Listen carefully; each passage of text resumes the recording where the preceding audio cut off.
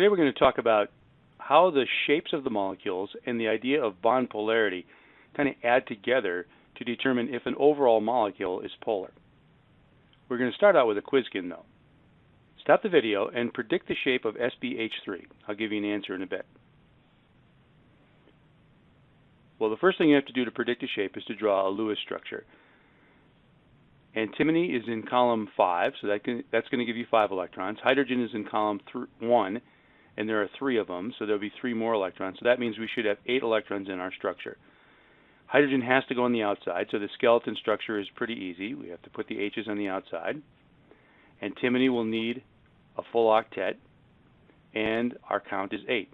So that's our structure. Now, predict our shape. Well, there are 2 ways to do it. If you're the code rememberer, this is an A, B, 3, E.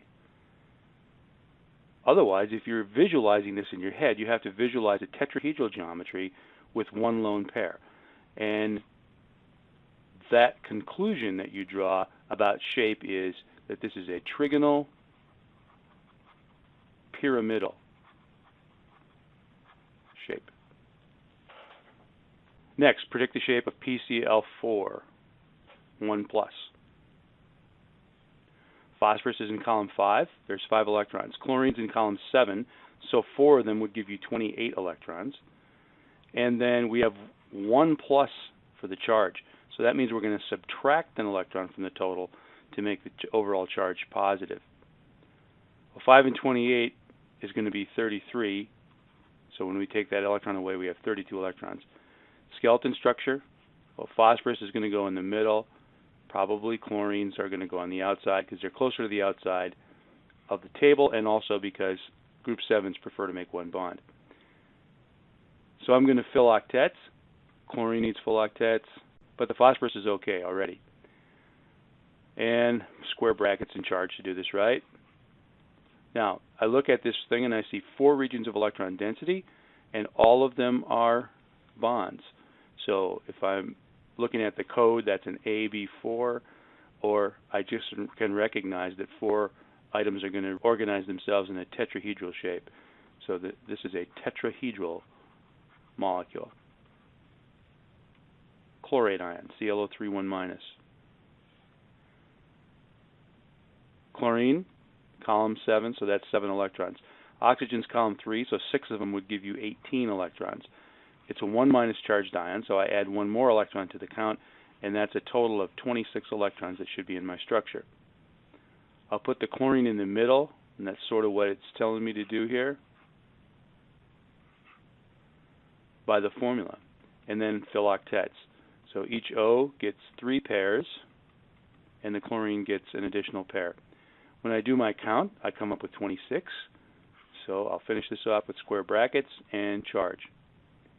This, like the first example that we had today, is an AB3E, or a tetrahedral electron geometry with 1 lone pair. That means it's a trigonal pyramidal shape. Predict the shape of SiO4 4-. Silicon's column 4, that's 4 electrons. Oxygen's column 6, so 4 of them give you 24 electrons. It's a 4- ion, so I have to add 4 additional electrons. So my electron count total is going to be 32 electrons. If I put the silicon in the middle, make 4 bonds to it, which it prefers anyway, to the 4 oxygens, and then fill the octets on the oxygen.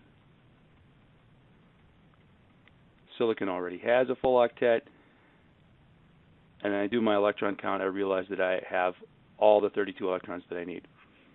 So square brackets, 4- charge goes up here. This is an AB4, or in other words, a tetrahedral geometry, and since it's all bonds, it's a tetrahedral molecule as well.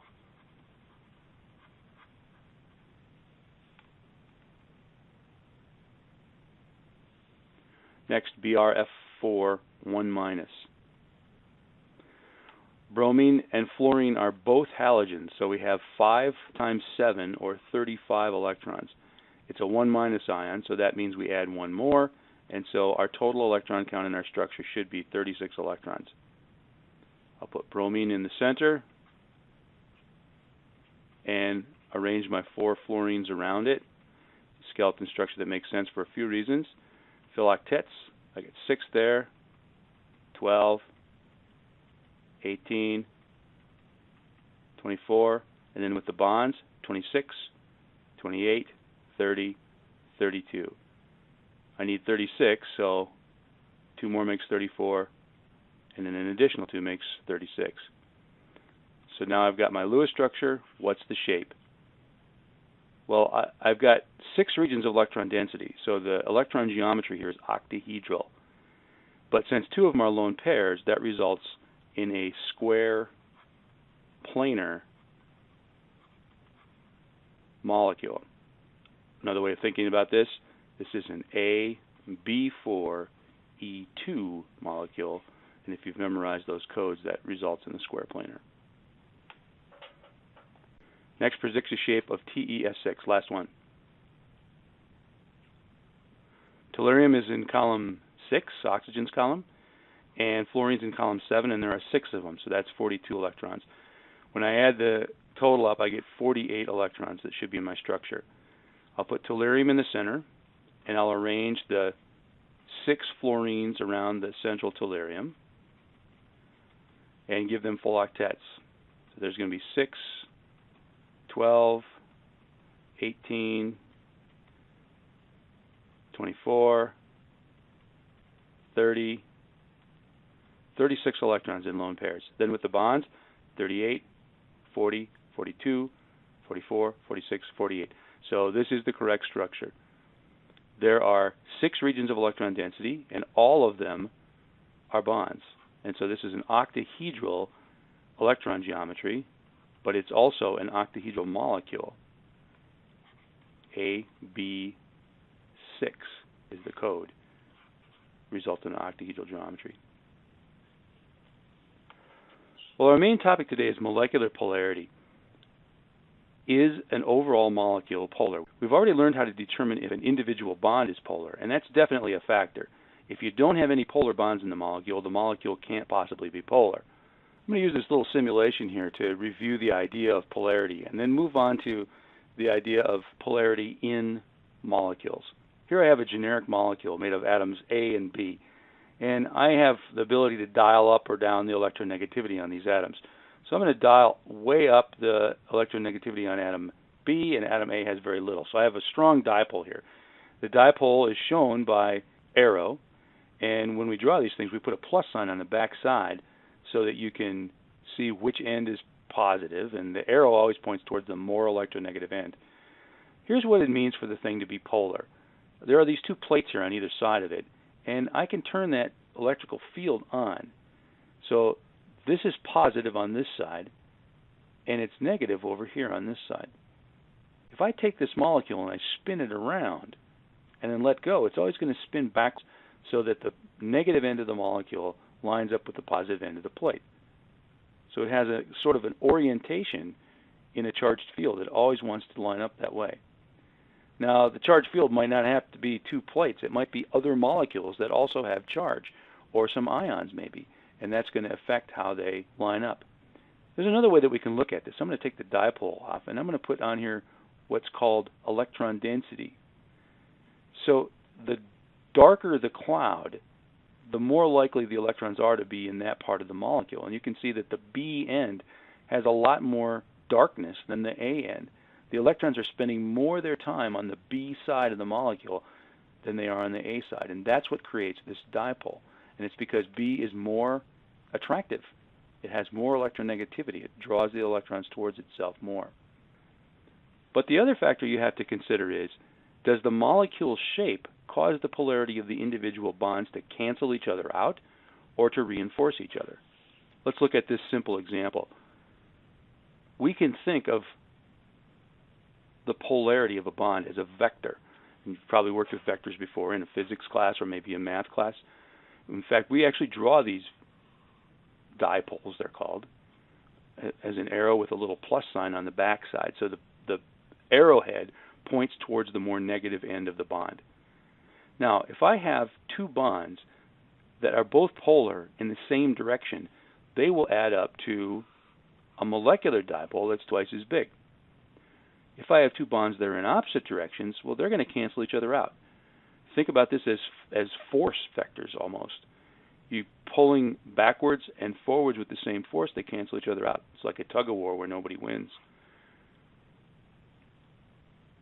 An example of that would be carbon dioxide. If I have carbon double bonded to O, the CO bond is actually a polar bond. Oxygen is the more electronegative end. But since I have identical bonds on both sides and they're pulling exactly 180 degrees from each other, because this is a linear molecule, that ends up canceling them out. And so this is a non-polar molecule, even though the bonds themselves are polar. Well, for this linear type arrangement, it's easy to figure it out. It's not as easy when the molecular bonds aren't on the same axis. Is it possible to even do this? Well, with geometry, it is. Let's take a look at this example. I'm going to turn these into triangles by just dropping a line down here and making this a right angle. This will be just like it, except for in the opposite direction. Well, this is a right angle, and so I've got, for this angle here, which is 45 degrees, an opposite, an adjacent, and a hypotenuse. So 3 is the value of the dipole, let's say. That's the electronegativity difference for this bond.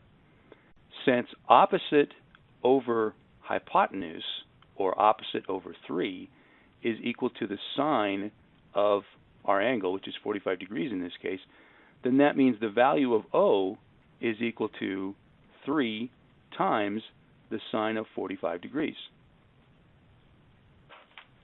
And that works out to 2.12 electronegativity difference. So this can be thought of as a dipole of size 2.12. That means for this bond, there's also going to be a 2.12 vector pointing straight up. Now, how about A? Well, adjacent over hypotenuse, adjacent over 3, is equal to the cosine of 45 degrees. So that means A is equal to 3 times the cosine of 45 degrees. Well, that also happens to be 2.12 because for 45 degrees, sine and cosine are the same. So that means I've got an arrow pointing this way of 2.12. And for the other bond, I've got an arrow pointing this way of 2.12. So what's the result? Well, in the two different axes, I have a linear situation. In the horizontal, I have 2.12s that oppose each other directly. So there's no polarity component in that direction. But in the vertical axis, I have a 2.12 and another 2.12. So overall, I have a dipole here of 4.24. So it would be a polar molecule if these were the only two bonds. Now, you don't have to go through all that geometry every time. We'll make some general cases, and that'll cover us for a lot of what we need to do. Let's play around with how this would look in the context of something like a real molecule. I can dial the electronegativity of atom A and C way down and dial the electronegativity of atom B up. Overall, this gives me a dipole for the whole molecule, shown as this yellow thing. I'm going to turn my electric field on, and the negative end of the molecule, the B end, orients itself towards the plus. Well, this would be very much like a water molecule. The oxygen would be like B, and oxygen is more electronegative than hydrogen, so atoms A and C are like the hydrogens. If I rotate this water molecule, it's going to turn back that way. Here's a linear geometry, like carbon dioxide. Even though the central atom is more electronegative, it's not polar. And I can orient this any way I want. And it doesn't respond. So we're going to develop some general rules here based on this situation. All bonds to the central atom are identical bonds. So the dipoles are all the same size and they're all in the same direction. And we're going to consider that all the bonds are polar. And then we're going to make some general rules that will help us simplify this. Imagine a linear molecule. So I'm going to draw this. Here's my central atom. Got an outside atom here. Got an outside atom here. Now these are identical bonds, so that means the polarity is identical. So I'm going to draw my two dipoles here, and I can use any size I want. So I'm going to say the dipole size is 1, just to make my calculation simple. Well, clearly this is a non-polar molecule because I have a 1 pointing west and a 1 pointing east, and they cancel each other out. So linear molecules with the same outside atoms are always non-polar. Trigonal planar. Let's draw the molecule. Got a central atom here, and then I have 3 outside atoms, and the bonds to the outside atoms are at 120-degree angles. I draw my dipoles in here. I've got a 1 going that way, a 1 going that way, and a 1 going that way. Well, this is a slightly more complicated situation, so let's analyze it. I'm going to impose an axis system on this molecule, and I'm going to do that by running my axis right through the central atom. I'm going to call this X, I'm going to call this Y. Now I'm going to reproduce that X-axis and that Y-axis over here, and I'm going to place the bonds on that axis system. So here's a 1 going straight up. I've got a 1 here, and I know that this angle is going to be 120 minus 90, which is a 30-degree angle, and then I've got another bond here of size 1 with the same angle to the horizontal. So what's going on, first of all, in the horizontal axis? Well, whatever I have here, it's going to be the same thing I have here, because it's going to be 1 times the cosine of 30. So both of these will be the same size, 1 cosine 30, but in opposite directions. So we can say that in this axis, in the x-axis, there's going to be no polarity. Now let's look at the vertical axis. Going up, I have a value of 1. What's going down? Well, since I'm opposite my 30-degree angle here, this is going to be 1 times the sine of 30. Well, the sine of 30 is a half, so this means I have a vector of size 1/2 going down. Well, over on the other side, I'm going to have the identical situation. This is going to be also a 1/2 size vector. So going upwards in the y-axis, I have a 1. Going downwards in the y-axis, I have a 1/2 plus another 1/2.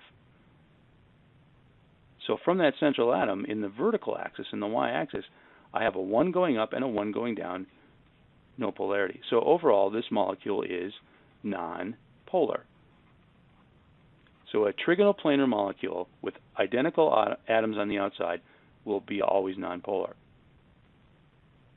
Tetrahedral. Well, tetrahedral geometry is three-dimensional, and it's going to make it difficult to analyze, but we can simplify it in a way. If I look at a tetrahedral molecule from above, it's really a trigonal planar. This is the vertical view of a tetrahedral molecule. Central atom right there. And these bond angles are really still 120 degrees. They're tilted away from each other, but if you're looking only from this axis, it's a trigonal planar. And trigonal planars, we know, are nonpolar. So in one plane, this is going to be a nonpolar molecule.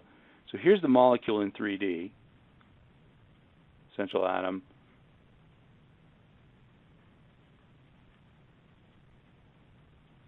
Like that. In this plane, where we've been looking downward from above, we see that we have a nonpolar situation. So now let's look in the vertical axis. Let's look in this axis here. We'll call this the z-axis. Is there any polarity there? Well, let's analyze the bonds. So I'm going to reproduce the z-axis here. And I'm going to put my dipoles on there. I've got a dipole of 1 there, going straight up. And then I'm just going to put one of the 3 on this axis. And I know that it's sticking off here a 109.5 degree angle. If I put the x-axis in here from that central plane, that tells me that the angle between this dipole here and the x-axis is 109.5 minus 90, which is 19.5 degrees. So analyzing that, I can see that I'm going to have a component here, a vector component in the vertical, that's going to have a size of 1 times the sine, because it's opposite the 19.5 degree angle, of 19.5. So the sine of 19.5 degrees, turns out when you calculate it, is a third. So that means I have a 1/3 vector pointing down. But I have 3 of those because I have 3 bonds that are all making a 19.5 degree angle to that plane. So the overall situation is this. I've got 1 going up from the central atom, and then I have a dipole of 1/3, plus another dipole of 1/3, plus another dipole of 1/3. So 1 minus a third minus a third minus a third is nothing. So this molecule is overall nonpolar. So we can come to the conclusion that any tetrahedral molecule with outside atoms all the same will be nonpolar. Trigonal bipyramidal. Here's the shape. Central atom in the middle here. Outside atom there, there, and there, and there, and there. Now this is actually going to be quite easy to analyze. If I look at this thing from straight above, from right up here, that central plane, that equatorial plane, is really a trigonal planar. And we've seen that those are nonpolar. So in the plane of the equator, we don't have any polarity. Now if I look at it from the side, like from straight on, right where we're sitting, I see a linear going up and down. And we've already determined that those are nonpolar. So it's very easy to conclude that a trigonal bipyramidal with all identical outside atoms will always be nonpolar. Octahedral. There's the central atom. Got an outside atom at each one of these points. Atom up here, atom down here. This actually is going to be pretty easy to analyze as well. It's not so easy to see in the sketch, but if you looked at an actual model of this, and knowing that all the angles are really 90-degree angles here, so these are 90s here, here, here, and here, and the angles to that central plane are also 90. Everything is symmetrical here, and you have 3 linears basically all crossing in the same point. Since linears cancel each other out, this molecule is nonpolar. So now we've looked at all cases where you have no lone pairs on the central atom and identical atoms on the outside, and they all turned out to be nonpolar. Linear, trigonal planar, tetrahedral, trigonal bipyramidal, octahedral, all nonpolar. Let's take a look at some shapes that do have lone pairs on the central atom. Bent 120. There's the central atom, outside atom there, outside atom there. If I put my dipoles in place, I've got a 1 there, and I got a 1 there. Now we've already analyzed a trigonal planar, which had this 1 dipole going up, but that's not there anymore.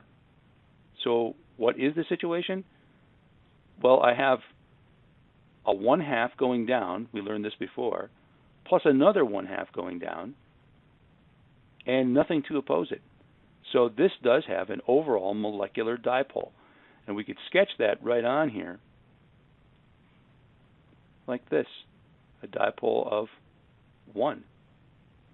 So a bent 120 is a polar molecule if the outside atoms are both the same.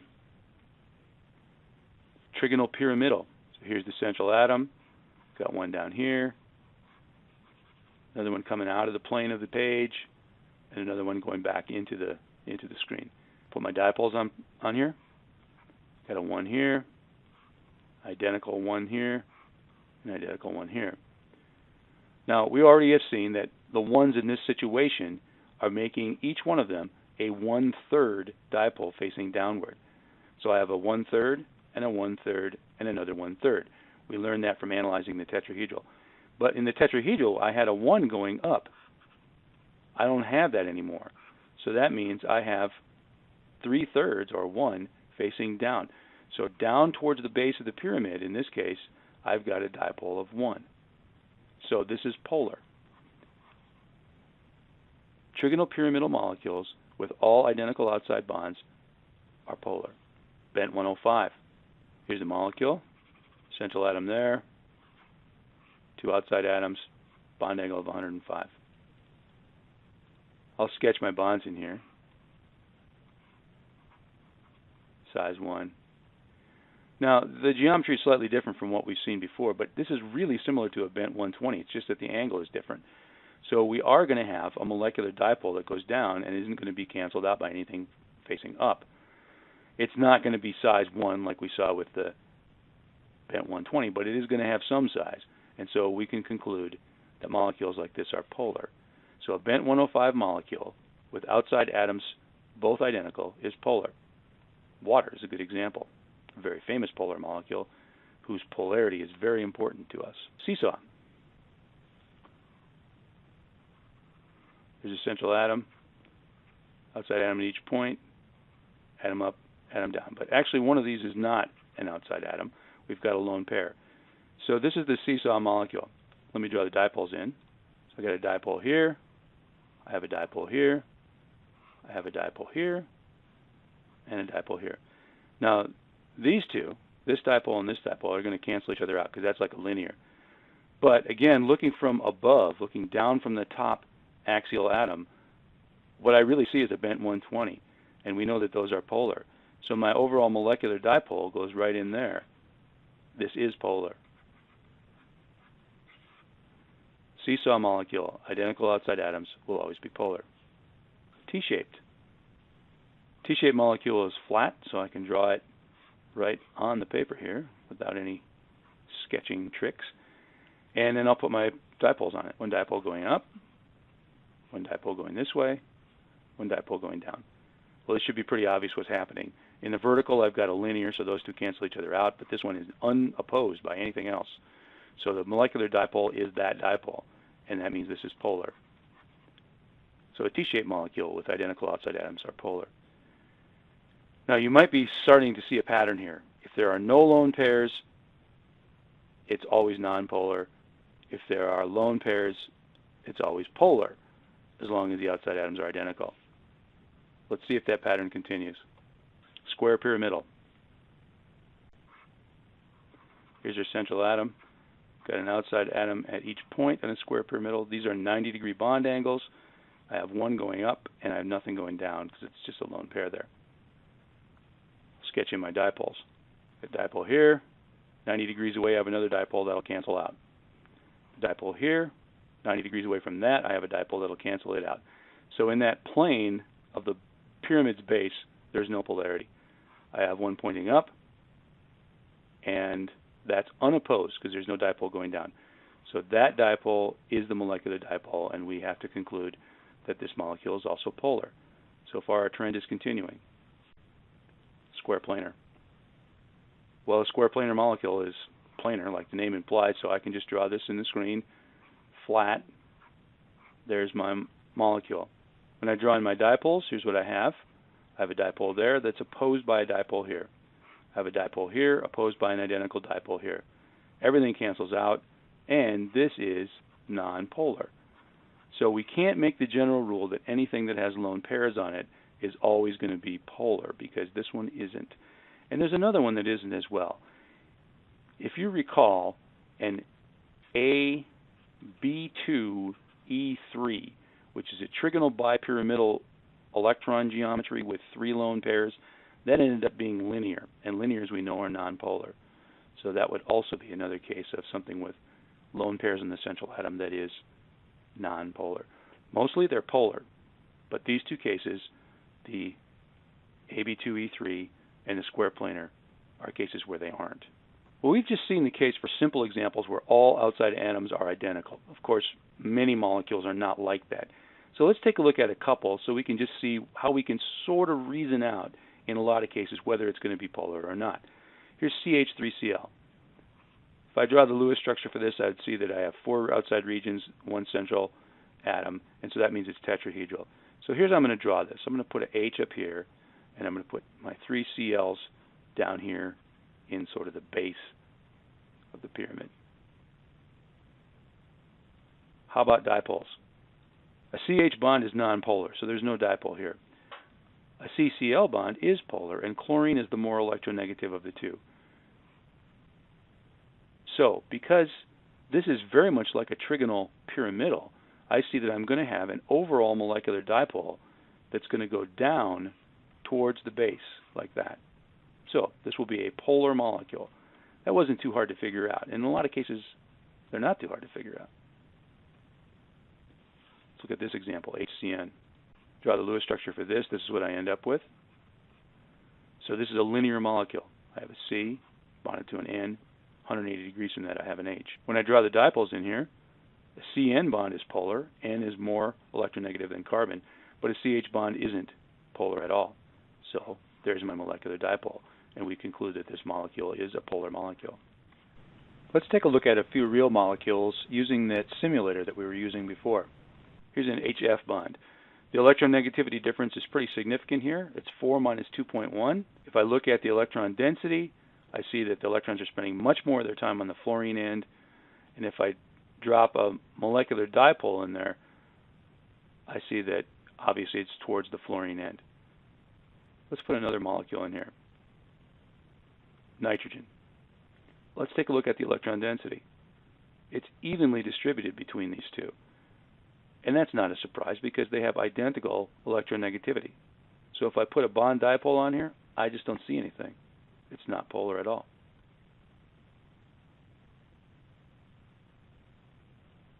Cyanide. Let's look at the electron density. Obviously, they're spending much more time on the N end of the bond because nitrogen is more electronegative. Molecular dipole pointing towards that direction. Water. Here are my individual bond dipoles. They're both facing towards oxygen. The molecular dipole faces in that direction as well. Let's look at the electron density.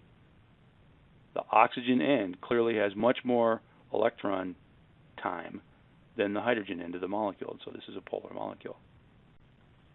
Ammonia. This is a trigonal pyramidal. Here are our bond dipoles. They're all towards the nitrogen. The molecular dipole faces towards the nitrogen end. Electron density. Clearly the nitrogen end of this molecule has a greater share of the electron time. Now if you get more and more complicated molecules with more and more bonds in there, it's harder to do all this geometry. But most of the time you don't have to. In fact, there's a way to simplify this a lot. In many cases, the presence of an OH bond or a CO bond is what we're looking for. If we can find those anywhere in the structure, that part of the molecule is going to be polar. So if molecules are very large, like the molecules in soap, for example, or some biological molecules, it's possible to have one end be polar and one end not be polar. The geometry often isn't too complicated for us to figure it out. Now you have some general rules to go by, and you have the idea of polarity hopefully in your head. You'll have to solve a few problems in practice, and then we'll move on to find out what is the consequence of polarity in molecules, which is actually very significant and important, particularly for biological things.